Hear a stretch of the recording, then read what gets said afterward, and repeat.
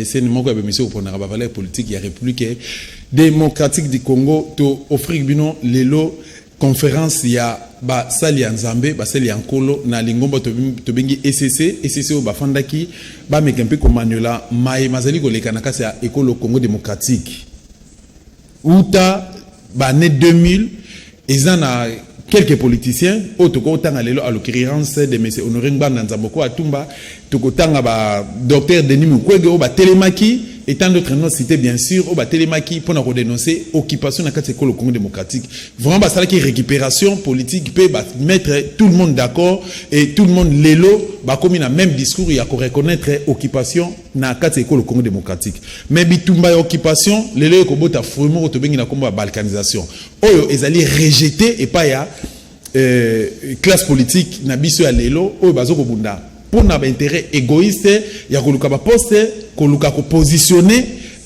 to ko stabiliser ba famille na bango propre mais bazoko tala intérêt ya peuple congolais mais na numéro politique ya lelo to lingi plutôt to interpeller conscience ya basali ya Nzambe o lelo to ko benga bango lokola ba leader et opinion to ko tala ba église mususu de rêve oyo na kati ekolo Congo démocratique bango na sima ya pasteur X ou Y basana ba 5000 7000 2500 ou 600 personnes mais vision na bango ezali nini bazo sala ba komi trop politique oui mais na contexte nini to bazo ko cadrer bazo ko canaliser vision na bango ndenge nini ko teka moko Congo démocratique ko sacrifier l'essentiel au bénéfice de l'accessoire ou bien bazo ko travailler pour na kolakisa peuple congolais ko orienter peuple congolais na nzela malam to zo même exemple ya basali na Nzambe ya kala o ba travailler to ba collaborer ki na Dieu le créateur to kotala Moïse a délivré ki Israël à travers Moïse Nzambe a délivré plutôt Israël to kotala David abunda ki pour intérêt il y a yemo côté ya famille na été parce qu'il avait des parents biologiques il avait une famille mais du moins abunda ki pour na intérêt ya Israël mais basali na Nzambe ya lelo combat na bino to pe vision na bino ezali nini pona mboka oyo République démocratique du Congo sans plus tarder tolanda biso no intégralité ya conférence ya ECC oyo tuko salema récemment kati l'école Congo démocratique c'est parti. La politique étrangère américaine et la balkanisation du Congo. La stratégie du laisser-faire a montré ses limites. La balkanisation utilisée comme résolution des conflits en politique internationale n'est pas un fait nouveau. On se souviendra tout récemment de la balkanisation de l'ex-Yougoslavie de Tito, du Soudan de Béchir. Toutefois, le conflit qui a poussé la communauté internationale à concevoir la balkanisation du Congo n'est pas un conflit interne comme ce fut le cas en Yougoslavie et au Soudan. C'est plutôt une exportation des conflits de nos voisins, comme l'a dit le professeur Bwanta. Et c'est peut-être là l'une des raisons de l'échec de cette politique. Contrairement à des pays africains créés en divisant les nations, le Congo a été créé en unissant les différentes nations. Et depuis lors, les 450 différents groupes ethniques du Congo ont vécu relativement en paix. Une unité qui a du reste été renforcée pendant les 32 ans de pouvoir de Mobutu, qui disait, je cite, Tatabo, Moko, Mamabo, Moko, Ekolobo, Moko. Le reste, vous pouvez continuer. Des voix s'étaient déjà levées dans ce pays pour attirer l'attention des politiciens sur le danger que courait le pays. Le débat sur la balkanisation du Congo, au lieu de rester un débat objectif soumis à la rigueur scientifique, est devenu depuis un certain temps un sujet politisé, où les politiciens s'accusent mutuellement de tous les maux.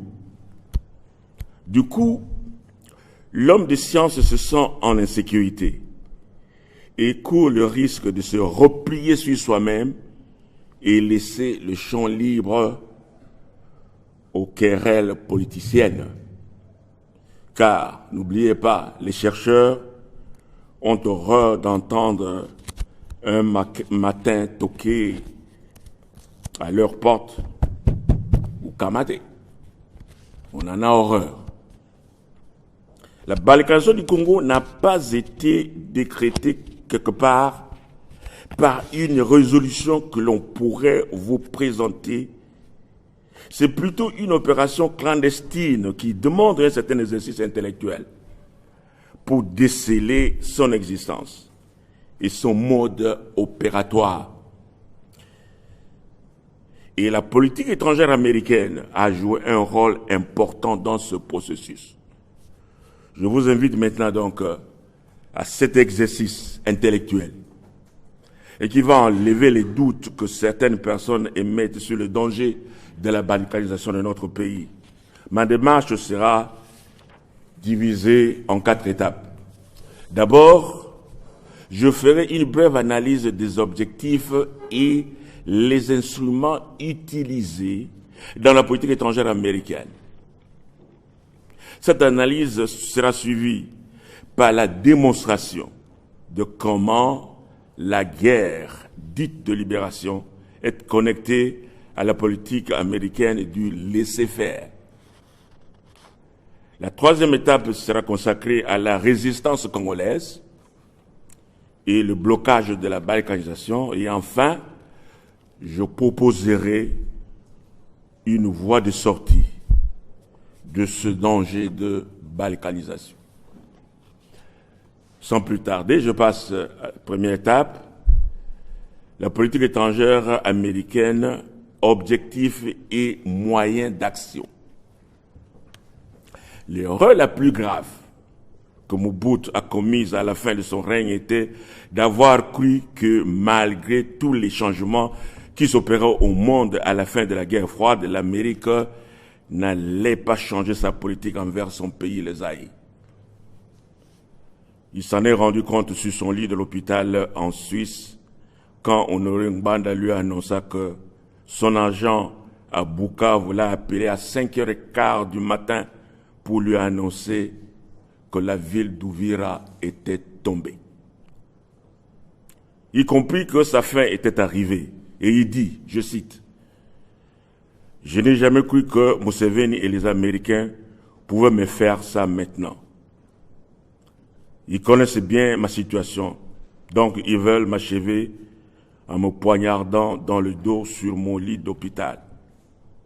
Malheureusement, mes forces m'ont abandonné. C'est Dieu qui veut ainsi. » Fin de citation. Et les larmes coulèrent de ses yeux. Oui, ainsi sonna le glas pour Mobutu. Car ce qui importe en politique étrangère américaine, ce sont les objectifs à atteindre et non pas les pions qu'on utilise. Hier, c'était Duvalier, le chat d'Iran. Aujourd'hui, nous parlons de Mobutu. Demain, d'autres tomberont. Les objectifs de la politique étrangère américaine à RDC restent inchangés depuis très longtemps. Ce qui change, selon l'occupant de la Maison-Blanche, ce sont les moyens et les instruments utilisés en vue d'atteindre ces objectifs. C'est en 1992 que l'ambassadeur des États-Unis à Kinshasa lança cette phrase significative. Je cite, « Washington ne veut plus de Mobutu. Le temps est venu de changer d'allié car il n'est plus crédible. » Félicitations. D'une manière générale, on distingue 4 traditions en politique étrangère américaine. Et il y a les libéraux traditionnels, les conservateurs traditionnels, les néolibéraux et les néoconservateurs. 2 administrations nous intéressent dans notre discussion de ce jour, notamment l'administration Clinton, qui a fait tomber Mobutu, et l'administration Trump, qui peut constituer, à mon sens, actuellement le salut pour le Congo. L'administration Clinton est à classer parmi les néolibéraux. La tradition néolibérale a comme préoccupation le rôle américain dans l'économie globale et la société globale. Pour eux, le rôle de leader dans le monde, dans le grand projet de mondialisation, doit revenir aux États-Unis d'Amérique. L'objectif à atteindre est l'instauration d'un ordre global caractérisé par les démocraties libérales, le marché libre, les sociétés ouvertes et une paix démocratique. Par contre, l'administration Trump peut être classée parmi les conservateurs traditionnels. Pour eux, la protection et la promotion de la sécurité nationale devait être l'objectif principal de la politique étrangère américaine, c'est-à-dire la protection et la promotion des intérêts américains d'abord. C'est ainsi qu'il faut comprendre le slogan « America First » du président Trump. Les interventions extérieures, que ce soit militaires ou financières, qui sont loin des intérêts vitaux américains et qui pourraient épuiser la force de l'Amérique, ne sont pas les bienvenus. Vous comprendrez aisément le retrait de l'Amérique de l'UNESCO, de la Commission des droits de l'homme, de la COP 21 et tout récemment de l'OMS. La liste pourra encore continuer si Trump reste au pouvoir en Amérique. Donc, issus des traditions différentes, les deux administrations, à savoir l'administration Clinton et l'administration Trump, n'utilisent pas les mêmes moyens pour faire avancer les intérêts américains à travers le monde. C'est donc poussé par les objectifs de leur politique étrangère que l'administration Clinton a décidé d'utiliser les voisins du Congo, spécialement le Rwanda, l'Ouganda et le Burundi, pour changer le pouvoir à Kinshasa dans les années 90 et accéder aux matières stratégiques congolaises. La guerre en soi n'était pas un objectif de la politique de Clinton, mais plutôt un moyen en vue d'atteindre ces objectifs. Ceci me permet d'examiner la relation entre la guerre que nous avons à l'Est et la politique américaine. Je passe donc à la deuxième étape, qui est la guerre dite de libération et la politique américaine du laisser-faire. La guerre qui a commencé en 1996 à l'est du pays est appelée guerre de libération. Mais c'est cette guerre qui est à l'origine de beaucoup de malheurs au Congo, car avec tous les dégâts qu'elle a causés, elle a connu beaucoup de mutations pour devenir, 2 décennies plus tard, un génocide à huis clos sur les populations de l'Est du pays. Le président Mobutu savait que quelque chose se tramait contre son pouvoir à la fin de la guerre froide. Son ministre des Affaires étrangères, ancien secrétaire général de l'OUA,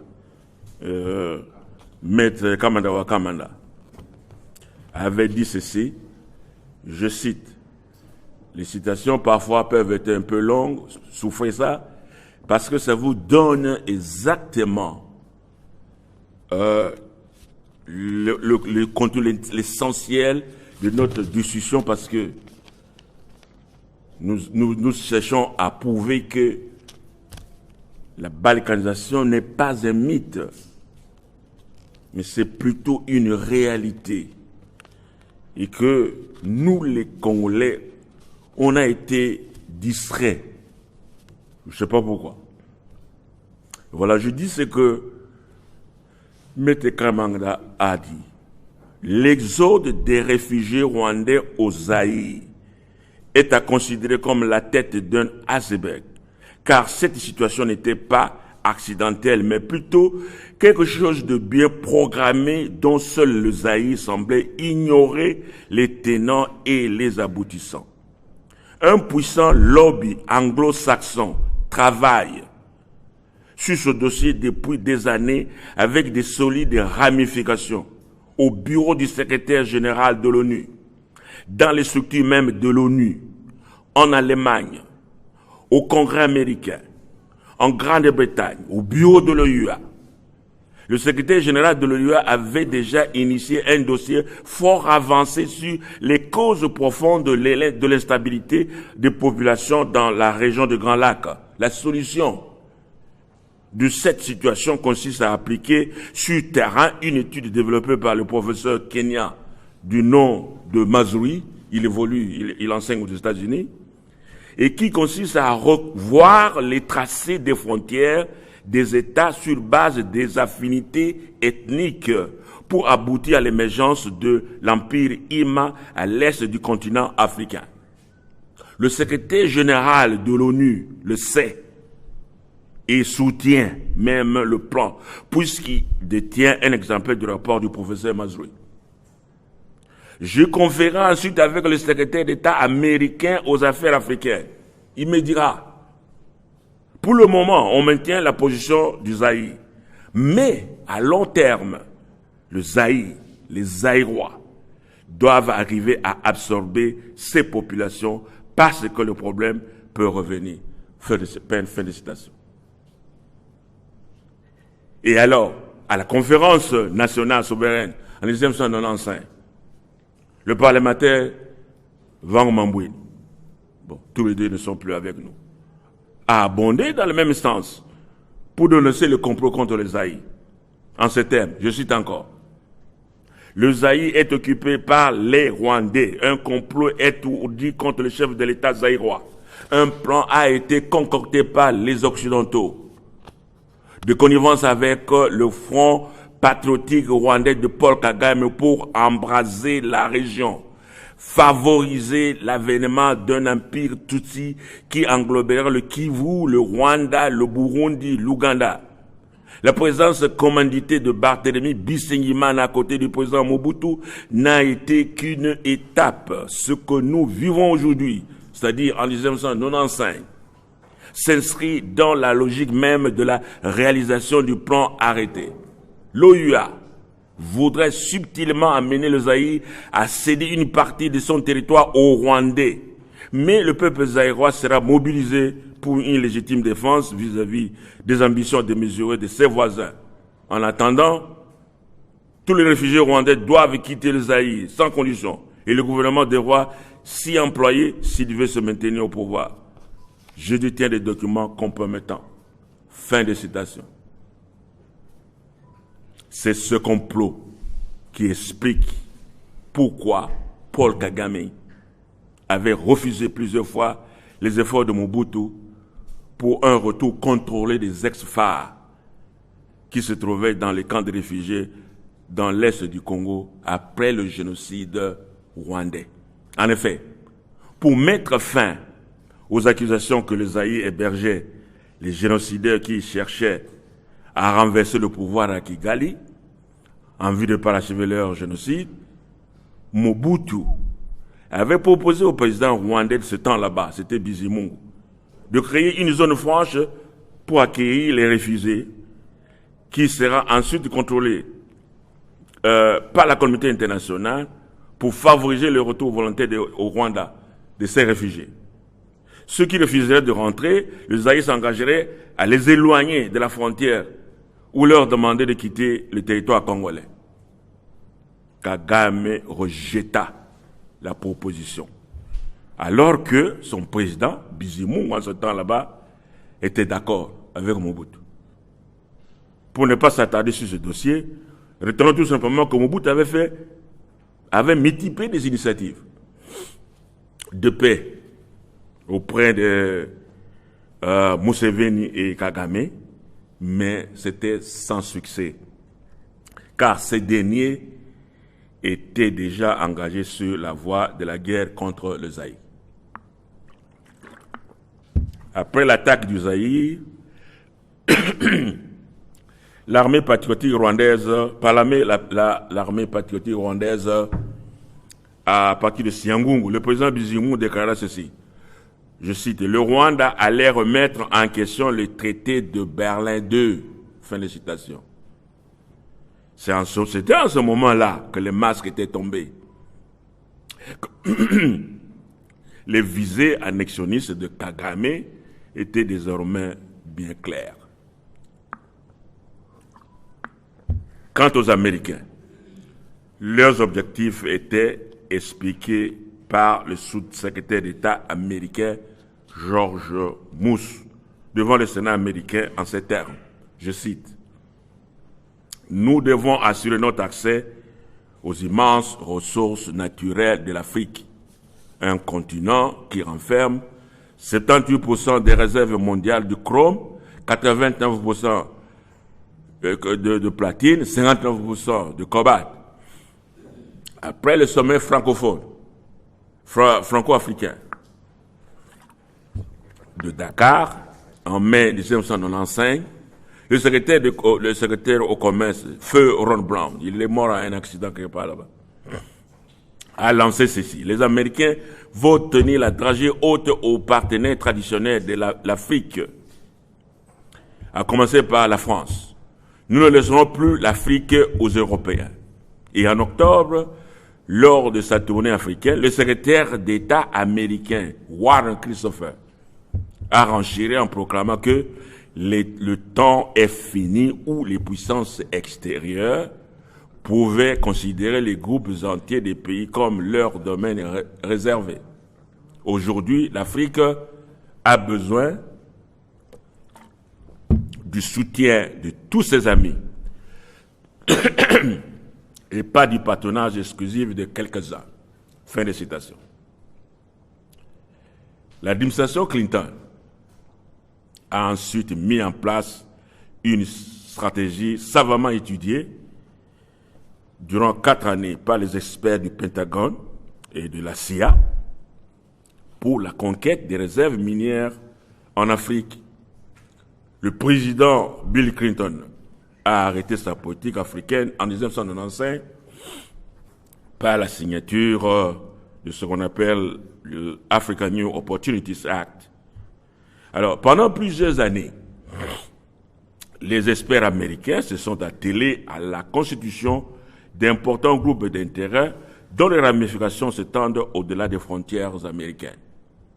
Et il dit ceci, des écoutes pratiquées par les Français ont aussi permis de localiser des radars mobiles de la dernière génération, capables de diriger des avions et une défense antiaérienne, et un système de transmission rwandaise relié à des formations engagées dans l'ex-Zaïre. La DGSC, ça c'est le service de renseignement français, fait part de son interrogation sur l'origine des mitraillages aériens opérés de nuit contre les camps de réfugiés, à l'est évidemment, pas de l'est de la RDC.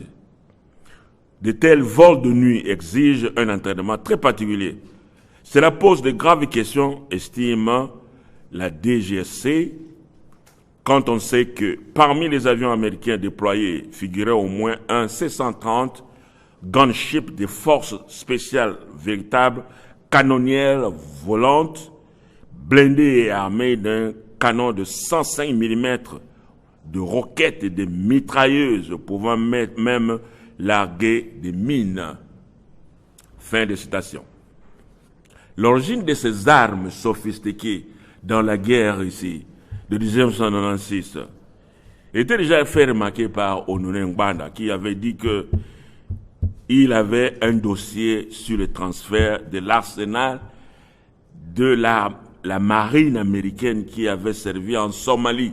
Vous vous rappelez que la guerre de Somalie, c'était un fiasco pour l'Amérique, et tout l'arsenal militaire que l'Amérique avait envoyé en Somalie s'était retrouvé en Ouganda.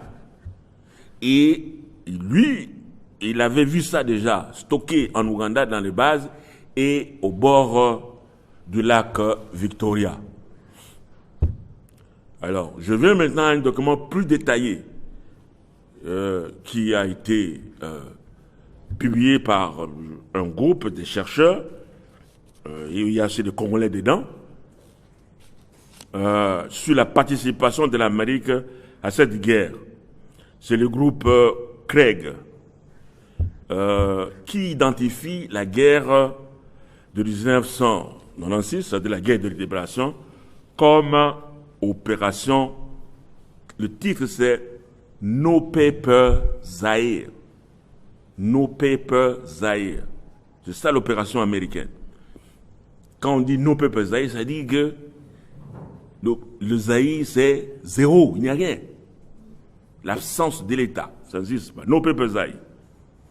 Au niveau économique, la balkanisation a été atteinte. Est-ce que nous contrôlons l'économie, n'est-ce pas, qu'il y a à l'est du Congo? C'est balkanisé. Mais le problème, c'est qu'ils ne pouvaient pas passer au niveau géographique de la balkanisation. Voilà. C'est ici qu'il faut situer la persistance de l'instabilité dans l'est du Congo, à travers la politique du laisser-faire américain. En quoi consiste exactement cette politique de laisser-faire? Je vais m'attarder un peu sur cette politique-là. Ce que les Congolais doivent savoir, c'est que la balkanisation du Congo facilite l'accès aux matières premières congolaises. Et que la politique américaine de laisser-faire facilite la décomposition du Congo. La voie choisie par nos détracteurs pour consacrer quoi? Pour consacrer la division du pays en morceaux. Vous allez voir des cartes. Je ne sais pas si Freudiana, où on projette, on fait des projections de 3 pays ou 4 pays, je ne sais pas moi. Ils ont beaucoup d'imagination, toutes ces fabrications d'États nouveaux. Ludo Martens explique cette politique en ces mots pendant la guerre dite de libération. Il dit ceci, je cite, « C'est ça ce qu'il y a dans la tête des Américains. Il n'y a plus d'État au Congo. Il n'y a qu'un vide du pouvoir. C'est normal que le Rwanda et le Ouganda y interviennent militairement. Quand l'État n'existe plus, les principes de l'indépendance et de la souveraineté ne s'appliquent plus. » C'est ainsi qu'eux raisonnaient. Laurent Désiré Kabila doit discuter avec toutes les oppositions pour remettre l'État sur pied, ou alors pour décider de la division du pays. Les États-Unis pourraient intervenir militairement pour retracer les frontières de l'Afrique et créer de nouvelles entités politiques, mais ce serait très coûteux. Il vaut mieux laisser les guerres civiles africaines se développer et permettre que le Rwanda et l'Ouganda interviennent militairement au Congo. Ainsi, les Africains eux-mêmes diviseront le Congo et l'Afrique centrale atteindra une nouvelle stabilité. Fin de citation. C'est ça ce qui se passait en Amérique. Je vous remercie beaucoup parce que j'ai l'impression que les Congolais se réveillent déjà. Parce que j'en ai souffert. J'ai perdu mon emploi au potentiel groupe Télé 7. J'ai été sous pression des Américains. On m'a fait partir de Télé 7 potentiel. J'ai perdu mon emploi. Et quand je suis arrivé à la RTNC, j'ai vu la même chose. Mais je ne suis pas découragé, je sais qu'on va gagner. J'étais très content quand vous avez dit dans l'introduction, il faut se battre pour qu'on fasse échec et nous allons gagner. Je pense que compte tenu de la résurgence du débat suscité par le cardinal Fridolin Ambongo, l'Église catholique, en 2019, et surtout par l'homélie de l'évêque de Bunia, Dieudonné Irindi, le 31 mai 2020, nous sommes dans l'obligation de mobiliser notre peuple afin d'éviter que le Congo implose. En effet, l'évêque de Bunia, Dieudonné Iringui, a affirmé ceci. J'étais en Allemagne. On m'a montré une carte. J'ai découvert que la RDC est déjà divisée en 4 États. Il poursuit. Aujourd'hui, si nous mourons, notamment à Djungu, c'est notamment à cause de ces plans de balkanisation de notre pays pour que le Nord Kivu, Ituri, soit un autre pays. C'est une politique d'occupation des terres, c'est-à-dire les Rwandais et d'autres étrangers puissent occuper notre pays pour exploiter nos richesses. Ça, c'est ce que l'évêque avait déclaré. Mais ce qui est frappant, c'est de voir les silences des élites politiques à Kinshasa qui frisent une complicité. En occultant la question par la grande partie des médias, dans la capitale, intrigue aussi. Je suis à la RTNC, vous suivez, il n'y a pas de débat sur ce qui se passe au Kivu, sur la balkanisation. Je suis dedans et je me pose beaucoup de questions. Ni les parlements, ni les gouvernements, ni aucune autre institution de la République ne se sentent concernés par les dénonciations des princes de l'Église catholique et de la société civile. C'est comme si on dit, les champs à bois, la caravane passe. C'est le 30 juin 2020 que le président Félix Tshisekedi va rompre le silence. Se référant au discours de notre héros national, Patrice Emery Lumumba, Tshisekedi exhorte le peuple congolais en ces termes. Patrice Lumumba nous invitait à nous opposer de toutes nos forces à la balkanisation du territoire national sous quelque prétexte que ce soit. Effectivement, comme un serpent de mer, la menace de la balkanisation aura traversé l'histoire de ces 60 dernières années, la rendant tumultueuse et trouble sous l'investigation des puissances extérieures en complicité avec les enfants du pays et des pays voisins. Tout est très clair. Loin de briser notre volonté de vivre ensemble, je voudrais que les menaces contre notre pays raffermissent les liens historiques et les sentiments patriotiques qui font de nous les filles et les fils de la grande nation congolaise au cœur de l'Afrique. C'est très clair, il n'y a plus d'ambiguïté, la lutte contre la balkanisation est désormais officielle. Et comment expliquer qu'à Kinshasa, jusqu'à aujourd'hui, il n'y a rien? La question de la balkanisation ou de l'imposition de la RDC, que je vais analyser, a commencé en 2008. C'est ça mon histoire. Cette année-là, lors du 12e sommet de la francophonie à Québec, au Canada, nous étions conviés, un collègue sénégalais et moi-même, à écrire des articles dans le quotidien Le Soleil de Québec. Il nous fallait présenter l'apport de la francophonie dans nos deux pays, le Sénégal et la RDC. À ma grande surprise, l'article du journaliste sénégalais a été publié dans les quotidiens et pas les miens. Quand j'ai demandé à mon confrère du quotidien Le Soleil de Québec pourquoi mon texte n'a pas été publié, aucune explication ne m'a été donnée. Il s'est limité à me dire qu'il sera publié sur le site du journal, ce qui sera fait. Mais pourquoi il n'a pas voulu le faire? Parce que c'est après que j'ai compris. En fait, c'est au Canada où se trouvaient beaucoup plus les grandes entreprises minières qui soutenaient la guerre à l'est du Congo. Et moi, j'avais fait un article pour dire non, il faut que la francophonie nous aide à affronter ces anglophones. Mais je ne savais pas que le Canada était, bien que francophone, mais c'était d'abord l'économie, c'était les mines qui passaient avant. C'est après que j'ai compris ça. Après le sommet de la francophonie, des passages à Bruxelles, j'ai rencontré M. Mampaka,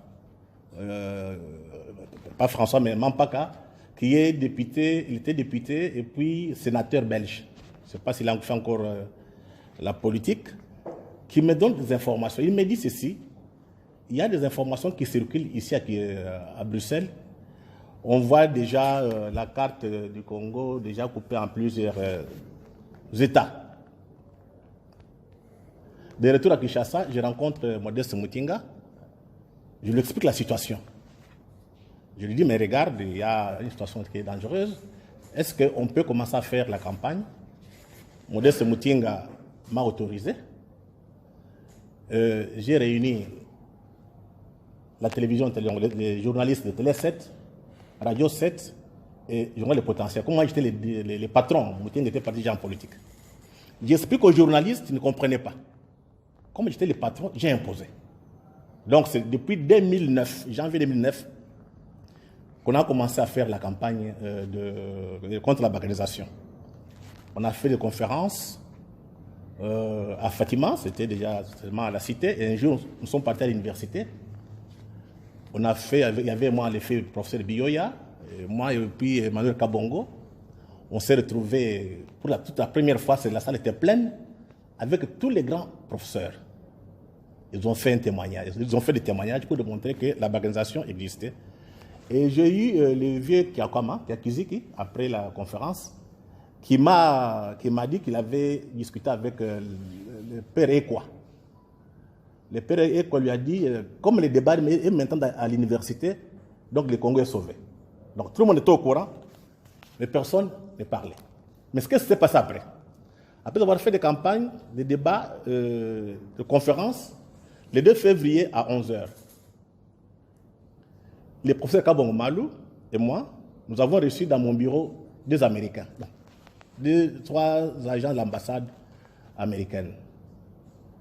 Il y avait deux Américains, un blanc et un Indo-Pakistanais, et puis avec un Congolais, John Kalonji, celui qui était avec... Il est toujours à l'ambassade, il travaille toujours là-bas. Ils sont venus dans mon bureau, on a passé 1 heure de temps avec eux. Ils voulaient savoir, ils étaient envoyés par le département d'État américain pour savoir qu'est-ce que vous attendez par la balkanisation. On a fait un débat. Comme j'avais assez d'ouvrages, j'ai démontré que ça existe bel et bien. Et puis, ils sont partis. Après 1 année, il y a comment dirais-je, les câbles de Wikileaks qui sont sortis, où on nous cite nommément avec Kabongo. Malou, je l'ai lu et j'ai beaucoup apprécié chez les Américains la rigueur. Ils ont rappelé, donc ils ont écrit tout ce qu'on avait dit. Ils n'ont pas modifié. Mais à la fin, un commentaire. En disant, nous ferons par tous les moyens pour redorer l'image de l'Amérique, parce que ça touchait l'Amérique. Et puis, après quelques temps, on m'a invité à Washington. Donc, c'était dans le cadre de, excusez-moi, US Foreign Policy. Donc, on était parti en formation pour qu'on nous explique, on était des Congolais, qu'on nous explique comment ça fonctionne. Nous arrivons à Washington, au département d'État. On était 8 Africains et 2 Congolais. On a eu une grande conférence avec ceux qui s'occupent de l'Afrique. Il y avait une femme qui était ici en 2000. Elle s'appelle Catherine. Après avoir discuté, parce qu'on avait publié un livre sur la balkanisation en 2013, je l'ai distribué au département d'État. La dame m'amène de côté, m'appelle de côté, me dit, nous sommes inquiets pour votre pays. Il n'y a pas un leadership qui émerge. Et de là, nous sommes partis au Pentagone, aux Nations Unies. Nous arrivons à Tulane University. C'est vers le sud, à New Orleans, en Louisiane. Cette université, c'est pour, je dirais un peu pour les Blancs, parce qu'il y a trop peu de Noirs qui accèdent, parce que ça coûte trop cher. On nous a mis 8 Africains devant quelques étudiants blancs. Et puis, on va m'informer que la femme, la professeure qui organisait les débats, était conseillère de Bill Clinton, mais n'a pas voulu s'afficher. Après les débats, on m'a donné 2 Américains, des jeunes chercheurs. On a eu à discuter avec eux sur la balkanisation, sur l'Afrique. Il y a un de New York qui me posait des questions un peu, pas difficiles, mais des questions de fond. Je lui expliquais, en citant certains ouvrages de professeurs américains que j'avais lus. Après la discussion, le gars va dire à celle qui traduisait d'anglais en français que je l'ai convaincu. Parce que pour eux, le Congo était trop grand. Il fallait les couper en morceaux.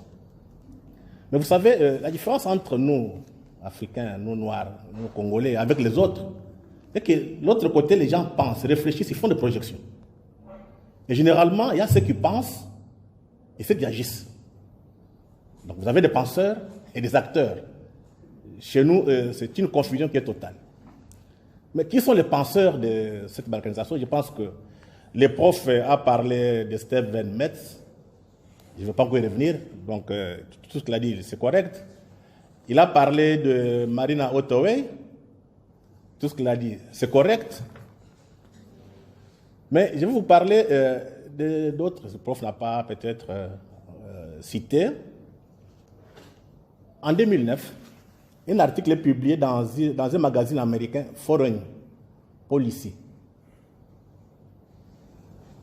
Dans cet article, qui est signé par le professeur Jeffrey Herbers, chef de chaire à l'université de Miami, dans l'état de Ohio, et Greg Mills de la fondation Brest, basée en Afrique du Sud, sous le titre « There is not Congo ».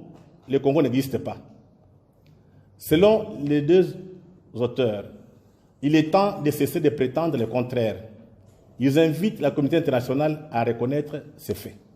Mais ce qui est curieux, c'est la fondation Brest, qui est sud-africaine, qui a financé le forum de l'opposition congolaise au Sénégal, à l'île de Gorée. Voilà, ban école Congo démocratique nakanti et c'est Pélisino Balandia émission au Levalais RDC ne lobby ezalaki Pasteur Ekofo. À qui les prochains tours? À qui les prochains tours? Basel Nanzambe au peuple congolais zeli ko pesa confiance. Tokotala lelo ba dirigeant ba basé au Kamamboka na mokola lelo ba ko pesa mot d'ordre pour na ko fongola ba église. Donc lelo ba catholique ba kei messe ba église de réveil ba kei ba culte ba ndeko musu ba kei ba kei na ba rendez-vous ndenge o bango ba doraka nzambe na bango na bisika o ba doraka pe na tango o ba doraka yango mais na sima na yango nini oyo e bombani. Tokotala pasteur Olié Aibisa peuple congolais vérité que pays ezali ko na balkanisation tokotala discours ya cardinal Monsengo tokotala discours ya pasteur Ekofo tokotala discours ya cardinal Ambongo Fridolin o ba dénoncer occupation mais basal na Nzambe o ka musozo finga cholo yo kanga munoko na yo un homme dédié oyo à perdre même les bons sens mais azo s'attaquer na basal na Nzambe o do muningane mosal na Nzambe oyo et Sengeli va partager même vision et Sengeli va dans un discours moko pour n'en effice que protéger l'intérêt territorial il y a moko na biso Congo démocratique. Ce qui est vrai et sûr. Moko na biso ezali envoi à balkanisation. Ceux qui peuple congolais tout est limité. Ceux qui totel ko za ba fanatique ya ba pasteur, ba fanatique ya ba homme politique, to ba leader politique, ba fanatique ya ba parti politique un jour tokozanga lisolo ko beta to histoire ya ko raconter et pas ya bana na biso ba koko na biso de génération en génération. Merci l'équipe technique qui a accompagné. Merci à la résistance, la grande famille résistance. Nous sommes alliés représentés à travers le monde. Merci pour la vision.